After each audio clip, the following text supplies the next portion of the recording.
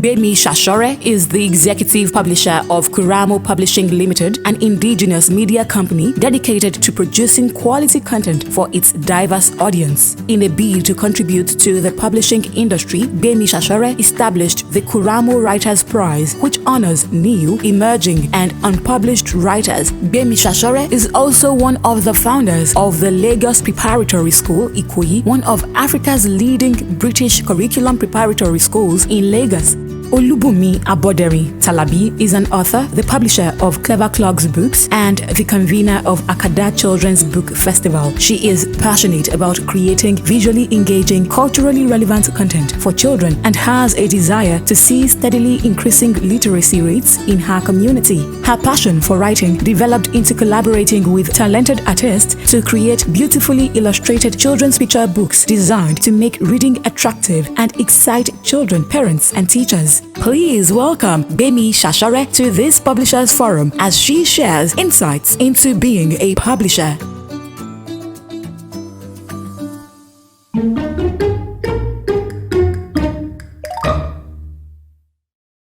Hello everyone, with me today is none other than the illustrious Mrs. Gbemi Shasore. So welcome to Publishers Forum. Thank you. Welcome so to the much. 2021 Akada Children's Book Festival. Yes, thank you. Yay! Thank you. I'm so excited. I'm so elated. I'm glad that you're in that space and commanding that space. I'm extremely proud because my earlier story, the beginning of my journey into now, has been the children and family space. So I'm glad, and I see what you're doing, and you're doing it well. Thank you. Thank you. Most kind. So please tell us about your life in secondary school. Oh, secondary school is when I felt nothing could be harder and more rewarding. I think that's my first sniff at life was secondary school. Coming from the Cushy Primary School, I went to Corona School, Victoria Island, and then went on to Holy Child College, Obalende, Lagos. And most of my friendships today came from there. I learned, I had friends from various countries, various cadres in life, and we're still very friendly today. It's interesting what that the old girl's body does for keeping us together. So kudos to that. So I have very, very pleasant memories, especially because it's a place that filled me with a lot of information that you may not necessarily get from home, but the fear of Mrs. Chausson then, our principal, was the beginning of wisdom. Is that where you got your love of books, your love of art, your love of culture, my love theater, of history, my love of art, and friendships and networking, and storytelling. When you tell stories about one another, gossip, and all of that stuff, everything came from Holy Child College. If you don't mind, I'm going to use this as a segue to talk about your books. Now, you are on the cusp of, or you're releasing these books, The Money People and Our Money, Our People. They're history books, they're books about Nigeria, but then they also tell a fascinating story. Please can you tell us a bit about your new books? Okay, The Money People came from spending without really noticing all the emblems, all the face. Well, you do know what's on the face. You do know the person on the note, but then do you know about the person on the note and why they happen to be there?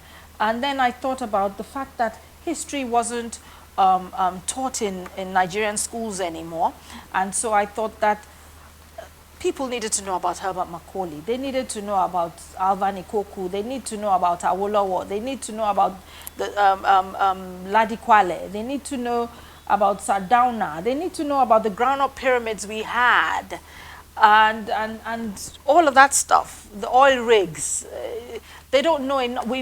Most of our children will come and tell you about Obama, but they don't know about our history, and that saddens me a lot. So Money People was a way of presenting our currency notes to Nigerians so that they would be more respectful instead of just squeezing money, putting it in our bras, or just writing over it to remember something. I thought that if you knew the people that were on the money, on the notes, you would have a little more respect and care for the money. Yes. Besides learning about our foundation. If you know about Awolowo, and you know about Sardauna, and you know about other people that are not even on our notes, from reading about the people on our notes, you will know what not to do when you become an adult or when you get to a place of influence. That's what birthed Money People. Now, Our Money, Our People is a spin-off of that for the younger readers to start to realize, know about Murtala Muhammad. What did he do? Who was he? How did he impact Nigeria, Africa, or the world, if he did? And the Fulani milkmaids with full illustration. Those are on the 10 naira notes. And yes. And now some of them are now on the coins because some notes have been phased out. The mask, the Benin bronze mask, that was the emblem for Festac, and stuff like that. So it's not necessarily like a finance book, it's a historical book. It's a historical book, but tells you a bit about the timeline of money, how feathers were used to trade, cotton was used to trade, cowries were used to trade, the manila, and how today we're talking cryptocurrency, bitcoins, everything is in this book. So it goes all the way back to the trade and barter days, all the way forward to the Bitcoin or cryptocurrency days. Yes. Okay, great. So children, will children be able to understand, like, what are the tools that you've used to make the subject matter appealing to younger readers? I've used illustration. Beautiful illustrations, I might add. Thank you very much. I've even teased with the fonts to make it jump out at them and attract them. Fewer words, brighter pictures, but filled with fact that will make them want to go and learn some more. So the about book these people. is quite utilitarian. So it can be read for pleasure, or it can be read as a textbook, really. Yes, both ways. Both ways. It's, either way, it's a book that I dream that every child will have because of the color and just the fact that it holds a lot of Nigeria in it. Excellent. So when did you know you wanted to be a publisher? In addition to being an author, you are a publisher, as well as all the other things, and a playwright, and so on and so forth. But how and when, how did you start your publishing journey? I didn't intend to be a publisher. Oh, wow. I What did you study at university? I did communication arts, which was a combination, which is a combination of public relations, television production, film production, journalism, marketing, and the whole shebang. And I did that at the Institute of Technology, Long Island, New York. Okay, okay. It's a 4-year course, and you get a BFA at the end of it. Very nice. So how did you dovetail into publishing? All right. It started first as a hobby. And yes, I would supervise 1, 2, 3 people who would publish mainly my husband's books. But I tell a lie. It started first in 2005 or 2007 with the Commercial Law Reports of Nigeria. And that was our first imprint. We have 5 imprints at Quramo. Oh. The CLRN, which is the Commercial Law Reports Nigeria. We report commercial cases for law libraries and legal practices. And then we started the Q label, which is for mostly autobiographies or very important books. All books are important, but for the more important books, if you want to call it that. But then there's the Q book, and then there's the Q Life, which is for inspirational books and how-to books and professional books. And then we have the Mango books, which is children's books, and the Q-Ed, which is what your textbooks and books that are for educational So for the sake of those who may just be purposes. starting on their own journey as publishers, can you please explain why it's necessary to have different imprints? Why is it necessary to identify different categories of books that your publishing house is going to be engaged in publishing? It's a style that I find useful because of my long-term vision and goal for Quramo. So it's not a template for every publishing house, I don't think. But it's what I am utilizing because eventually, like now, those imprints are having they have a life of their own. And so that's where we're at right now. Are they run as silos, like different departments with their specific staff? Their own publishing managers, yes. Okay. That's how we run it at Quramo. Quramo. Yes. I love that name. Thank It's you. a very unique name. So I have two questions. One is, how did you start Quramo Publishers? I know you've told us about your journey, but the business aspect. It started from CLRN. From CLRN. From the CLRN days and me supervising. And then when we started getting manuscripts from outside unsolicited, Yes. I knew it was time for me to pay more attention. And so I was in doing events and doing my theater and other things, being a mom and being a wife. And I knew that I had to pay more attention to it because, like I said, we were beginning to burst at the seams. So I had to employ more people, and slowly I found that out of 7 days a week, I was spending 5 doing Quramo work. Okay. And so, and that happened. So passion. Total passion. Because I found that I was able to bring everything that I had been doing from inception, from about 3 decades back, to publishing. Yeah. Thank you. You're My welcome. second follow-up question on Quramo is the name. It's a very unique name. Yes. What does it mean? What does it signify? Yes, well, when we started out, it was Quramo with a Quramo. And that word, that name, actually, it's not a word, comes from prehistoric times when Lagos was not Nigeria. Lagos was a protectorate, a colony. Before then even, when the Portuguese came in with trade and slave trade and all of that stuff, and they tried to pronounce Ikurame. They were calling Ikurame Ekoloriomi. Yes, that part where Eco Hotel is and where Quramo is based, our offices is based, it was called Ekoloriomi, Lagos on Water. And the Portuguese bastardized it and called it Ekurame. And Ekurame, from research, became Quramo. Quramo. Oh, and wow. so because all our festivals and our Quramo Writers Prize unveil has been at Eco Hotel. They have always sponsored us. And our offices, like I say, we reside there as well at Ekurame. We decided to change Quramo because if you Googled Quramo, you'd find Quramo plumbers, Quramo school. So we thought, let's change it a little bit, make it more unique, make it more appealing, and hence Quramo, Quramo. So it does come from that Ekoloriomi. Yes. You mentioned the Writers' Prize. So for the authors who are listening to this today, what would you say about participating in to get different prizes, different accolades, different awards, and then how can they participate in your Writers' Prize? Oh, we're entering our 5th year. We've entered our 5th year. The portals are open, and manuscripts have been pouring in. Which category of writers?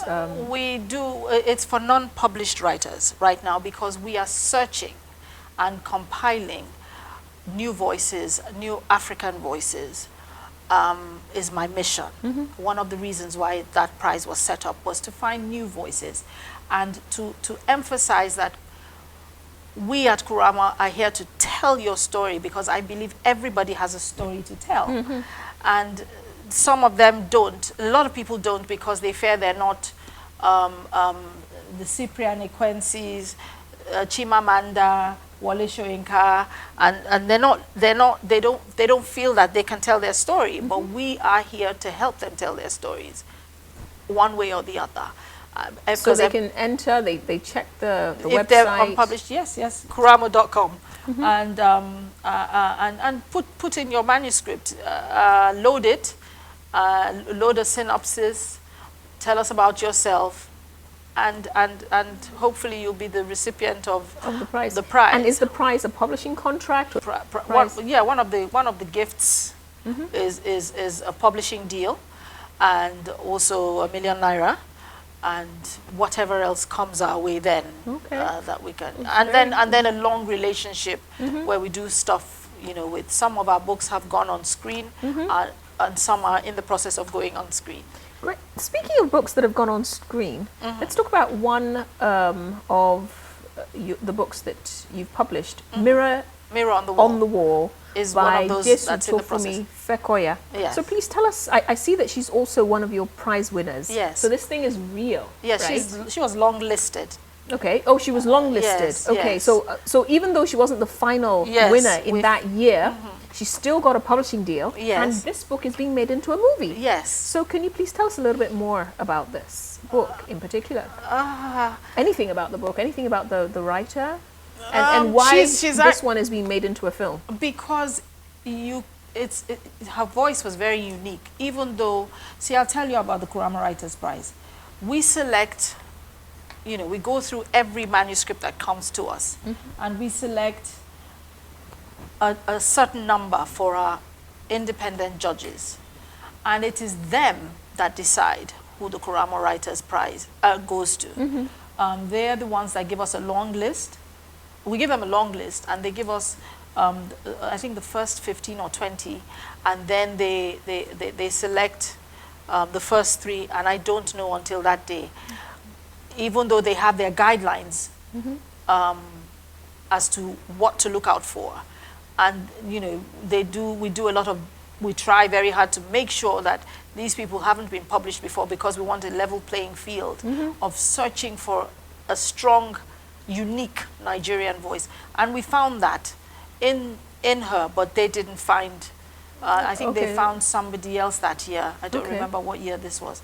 And this is a children's book. And I just think that, again, like you thought, children are being overlooked. We're doing 50, we're doing Bling Lagosians, we're doing 3 Bad Men, or lots of interesting movies, but not enough focus on children. And I think that this will take you through the city to the village. It's a very interesting book. Amazing. For me, it's one of my favorites, is why I picked it.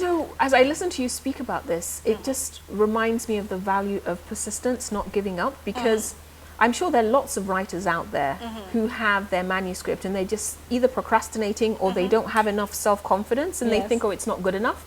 But if the truth is that if this lady had not sent in her entry, she wouldn't have had a publishing deal. She wouldn't, now be looking at a movie deal and things like that. So, because she was in so her it's first very worth entering these prizes and these competitions and these awards. She was in her first year law school when she at Unilag, and she's in her 3rd year now. Oh, wow. So and we keep in constant contact with most of our entries, and she's a very dear one, and someone that I'd like to encourage to write more, because her style is really good. Oh, excellent. So you've led me to my next question, which is about your selection process. How do you, many publishing houses have slush piles of manuscripts that people have just sent in, unsolicited manuscripts. So how do you handle your slush pile? How do you decide which of these manuscripts you're going to invest your money on and publish? It depends. There are a lot of, it depends what day of the week it is. No, I tell you, it depends on a lot of things. If it's a story or a theme or a message that hasn't been told, we rush at it. If it's a story that's nice, clean, and will inspire, we're drawn to it. If it's a story that's been told before, but in a different way, we'll look at it as well. So what am I saying? It depends on also how much work the author is ready to put into that manuscript, because there's really no manuscript that comes that doesn't need work one way or the other. Which leads me to my next question, your team. How do you decide which are the critical roles that must be filled? And for each imprint, can you please tell us the different roles that you have, that consist of a team? So publishing manager, editor, proofreader, like how does it work? Like I said, every imprint has a publishing manager. Yes. And then there's a general pool. This is Quramo. I'm not sure. And then there's a general pool of editors who would proofread, who would... Okay, so they can proofread from yes, almost from any. Right. Okay. And then also we have a layout section. Okay. So we very rarely go out unless we're totally swamped and inundated. And yeah. Okay. The CLRN is the most specialized because it's law and actual cases. Yes. So we have people, there's a team for that as well, in-house. Okay. But illustrators we do not have. We go out depending on what book it is and what style, how we suggest that the author presents it, and how well that illustrator gets it, the brief. Yes. That's so actually one of my other questions. Thank you ever so much. It was like, how do you decide which illustrator to work with? Like for your book, for this book, like how do you test them? Do you give them a section of the book and say, okay, draw something? We talk about it, and then when we hear and we see the style, obviously, is what draws us to the illustrator. But we talk about it, and his interpretation of what we give him is what tells us that's the man for the job. We failed once or twice and had to go somewhere else, but 9 times out of 10 we get the right hands for. Yes. And then for some of your children's books, your early reader books, your YA books, for some you have color illustrations, and like this one, The King and the Colony, by Gbemi Shasore, your husband. Sashore, yes. This one has beautiful watercolor style illustrations, and they look like they're specially commissioned. I mean, they each one of them. It's so detailed. It looks like it belongs on the wall, right? So was that intentional? Was this an existing body of work, or was the work created for the book? Just like this. This was created for money people, the money people. It was created for our money up people. It depends on a budget, for starters. It depends on what it is that your vision for the book. Because when people come to us, we ask what their vision for the book is. And they think you're putting the cart before the horse, but you're not. What do you see your book? How do you see your book? What do you want to present to the world? Tell us, so that we have an idea what it is. It gives us, an inroad to what you really want to birth. And it matters when you're dealing with illustrators. Okay. Timelines. So some people talk about the speed with which they release new children's books, but some others are like, no, it's not about the speed. I want to get it right. I can take up to 2 years to complete a book. So what, in your experience, what is the timeline like? How long has it taken, or how long does it take? It depends on what it is. To complete a children's book? A textbook, a novel, on average? A history book. It depends. And then you have some that are, how many pages? Not too many pages. So this really shouldn't take too long to do. But the thought process may have been lingering on the author's mind for a long while, and translating it shouldn't take long once you've got the right illustrator. So from start to finish, from the time you accept a manuscript, are you looking at 18 months? Are you looking at... That's a good book. To cook a good book, yes. But there are people that come, my birthday is in 3 months and I want the book. Oh. But they want to pay the same amount as who waits for a year and a half. So it depends on how busy you are, what you're work-wise, and how badly they want it, and how much work again is involved. No, they are ready to put in. Okay, because the author follows you on the journey, works along. We follow the author on the journey. Oh, because it's their book, you see, and so when they give us a manuscript, we're correcting and suggesting, and they're not agreeing, or they agree, and we cajole and they cajole till the book is born. Okay. So can we talk a little bit about Vanity Press? What is Vanity Press? For Quramo, when we say we have a vanity project, yes. A vanity project is you bring your book, and I say about Bumi. Okay. It's life, and the route to where she's going. Okay. And you drop your manuscript with us. We read it and see how much good it'll do for a lot of people, and where the book can go and all of that stuff. And what we do is we ask what budget they have in terms of, does it need illustration? It might not be a book that needs illustration. It might be one that does. It might be one, whatever it is. Vanity is you bringing your book and paying for the editing and all of that stuff. I get you. And taking your books and leaving. Okay, so I get it. I get it. Sometimes you may want to come back because you don't want it rotting in your closet, for a distribution agreement with us as well. So we'll do that if you want. What are your favorite distribution channels? Depends on the book. Bookstores, supermarkets, everywhere. Street vendors. Everywhere. It depends on the book. Everywhere. Different bookstores. We, for instance, carry our books in our Q Book Cafe, and we carry other publishing houses, other books. Published in other places as well. What are your thoughts about ebooks? I'm not a fan of ebooks, but they're here to stay. I find that I prefer to do both,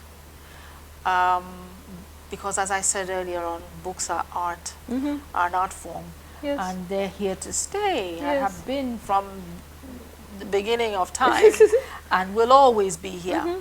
And so I tend to, I prefer books. Me too. To ebooks, but we have both channels at Quramo. We have an app called the Q Reader where we load our books on. Okay, great. So some authors, many self-published authors, find it a challenge to identify the right editor. Some don't even see why they need an editor. Can you please, as an experienced publisher, tell us what your experience is with editors, how to recruit them, how to identify, the right ones, and so on? Because I find that it's easy to become a doctor or a lawyer or a accountant or whatever, but there are not enough institutions that train you to become a publisher.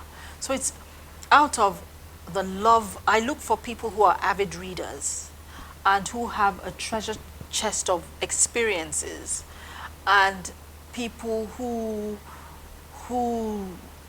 are grammatically sound and all of that stuff. And it's difficult to go through an agency because it's difficult to find editors who want to sit 9 to 5 with an establishment. So it's looking for a needle in a haystack. So it's an ongoing process. So that means you do concur that it is tough finding an editor. Most certainly. See, and you most don't use certainly. an what I've done in the past is to find, train, and you know what happens. Don't expect more than a certain tenure. Most times, sometimes you'll be pleasantly surprised. And they stay, but most times they go on happily. I let them go with but it's hard. It's a tough find. Right, I hear you. So how many years has Quramo been in existence? We started out going through the phases since 2007, I think, properly. So it's like 14 years old. Yes, but then with me at the helm of affairs, it would be like 2013-ish, something like that. So is it a profitable business? Is publishing a profitable business in Nigeria? I'm waiting for that to happen. It's out of passion. Yes, it is. And because I'm used to doing a lot of charity work, I'm not feeling that pinch. I haven't felt the pinch as much as now because there's so much that I want to do. But, I'm not the Red Cross. So How did COVID or how did the pandemic affect your business, your publishing business? For me, it was time for me to go back and strategize. Yes. Was that when you ventured into ebooks? No. From inception, Okay. QReader has been in existence. No. And I'm not sure that we ventured into ebooks per se. But it was when I went on to the next phase, the phase that I was supposed to be in. I had the time to do that. I had the time also to go and, to sign up for creative writing classes, to see what my authors were going through when they came to me. It was a time for me to expand on paper and launch into action once we were let out. So that's what I did during the pandemic, and that's what I'm doing now. Which book are you currently reading, or are you currently reading book? Which books are you currently reading? I'm currently reading somebody's manuscript now, and not a novel at the moment. I'm fine-tuning this book and these books, and trying to dealing with marketing at the moment. So I'm not reading a book at the moment. I'm trying to start to read Obama's book.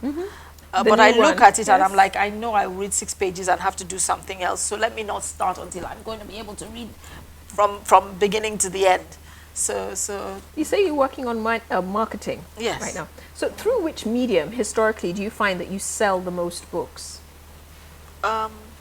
Through the Q Cafe. Through the Q Cafe? Through the Q Cafe and through bookshops like Quintessence, the regular bookshops, and being up and doing and taking head on, going to people to buy wholesale as opposed to the 5 books here and 10 books there, and all of that stuff. So and export. Export. Oh, export to other countries. Yes. Okay, that's really good. So that's unique. That's something you might want to look at. Yes. So what's your experience selling ebooks? Like, how are you doing with selling ebooks, and on which platforms are you selling them? QReader and a few on Akada. Okay. Amazon, I've done physical books with, but I like I said, I'm not really. I haven't really focused on ebooks, other than these platforms that I've just talked about, but they are available on the QReader app. I'm going to ask a slightly controversial question. Yes, of course. What's the relationship with bookstores like? Because, I remember reading an article in a newspaper one time, and an author was lamenting the fact that bookstores don't pay, or they take a long time to pay. But what's your experience been? It's getting better, because we have a unit now that is more alive and active. It's a lot of work, but you need to spend money to recover your money from most. But it's not as bad as people say it is. It depends on the relationship, and you have to be up and coming. Don't drop off your books and go to sleep. Okay. So I'm finding now that it's not just, here they have 10 of my books, you haven't paid in da-da-da-da. No, get out there, find out what's doing best at whatever outlet you've put them at. So you have to be up and doing, is what I find in all of these, in the editing, in the publishing, in the marketing, in the distribution. Again, I'm hearing passion. Yes. Yeah. That's what it is. So as we draw to a close, I want to ask you a little bit about being a playwright and the plays that you've written. But I also want to know what's been the best thing about running a publishing business in Nigeria, and what's been the most challenging thing about running a publishing business in Nigeria? Oh, the best thing about running a publishing outfit in Nigeria is the fact that I get to see and hear new voices. Because I grew up reading Things Fall Apart. I grew up reading Ngugi wa Thiong'o's books. I grew up reading Buchi Emecheta. And then to see Sefi Atta and all of those people coming along. And then there's an array of new voices. There's Samuel Monye, there's Guilty, Joan Tatia from Kenya. There's so many new voices out there, and I'm so I could see, if you were to draw a caricature of me, draw me with a tray and new titles, new authors on that tray, because I'm ready to present them to the world. Lovely. That's what we and I'm the challenging excited. part? What's the been challenging, the most challenging the part? challenging part is the fact that a few publishing houses feel that it's a competition. But if we're here to publish books and publish voices and publish information and record history, we're doing the same thing. So why can't we do collaborations? Why can't we talk together? Or why must we impede the progress of another person? I find that really absurd. And I hope that changes. So I'm going to ask a follow-on question to that. Are there any associations, societies, clubs, or groups, support groups for publishers that you are aware of, or that you would recommend for publishers to join in Africa or worldwide? Yes, join the Nigerian Publishers Association. We need to. It's like if you have a car and you want it to move, you put petrol in it. Let's get together and make it world standard, if it isn't already. Let's put our hands together and make our publishing association what it should be. So let's start from there.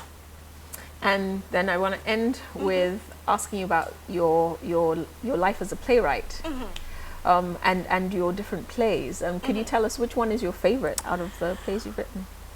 Well, what I used to do, and I still will continue doing anytime that I can get away from my 9 to 5 or 9 to 10 is we do advocacy through stage. Ajayi the Boy Slave was to pull attention and draw attention rather to modern day slavery, and then there's a Past Came Calling. That's the one that we did for calling attention to gender-based violence against women.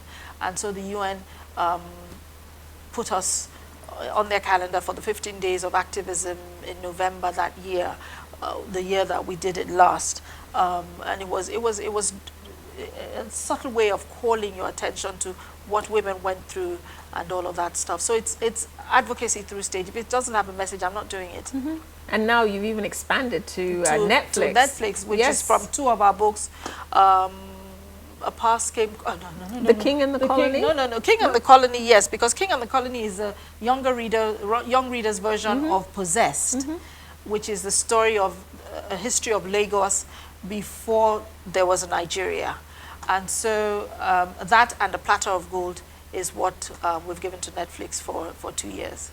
Mrs. Shasore, yes. Thank you ever so much for your time today. Oh, thank you so much for being a part of the 3rd Akada Children's Book Festival. Children, my last word is you're doing wonderful work.